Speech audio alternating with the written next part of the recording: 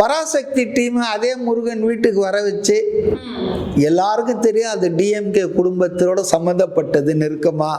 அது ஹிந்திக்கு எதிரான ஒரு இது, அதாவது இன்னைக்கு இருக்கிற பிஜேபியினுடைய மொழி கொள்கைக்கு எதிரான கருத்து.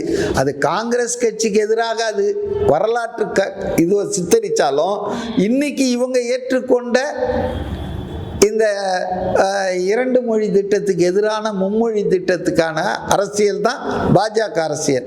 அப்போ அவங்க கூப்பிட்டு மோடியை வர வச்சு கூடி குழாவுகிறார்கள் என்றால் சம்திங் உங்களுக்கு ஃபிஷியாக தெரியலையா? அதுக்கு கட் கொடுக்குறாங்க, உடனே சரியாகுது. 10ஆம் தேதி படம் ரிலீஸ்னா 9ஆம் தேதியே கொடுத்துட்றாங்க. அதுக்கு சர்டிஃபிகேட் வர வரைக்கும் முதல்வர் காத்துட்டு இருந்து அப்புறம் டக்குன்னு ஸ்டேட்மெண்ட் போடுறாரு. நீங்கள் டைம் எல்லாம் நோட் பண்ணுங்க. பராசக்திக்கு சென்சார் போர்டு சர்டிஃபிகேட் போடுற வரைக்கும் எல்லாம் வாய மூடிட்டு இருந்தாங்க, இன்க்ளூடிங் த சிஎம். இது நடந்துட்டு இருக்குது ரொம்ப நாளா. 5ஆம் தேதியிலேருந்து நடந்துட்டு இருக்குது எது ஜனநாயகனிடம்.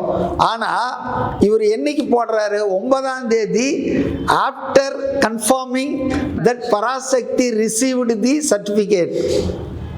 எவ்வளோ அருமையான முதல்வர், எவ்வளோ அருமையாக போராடுறாங்க பாருங்க.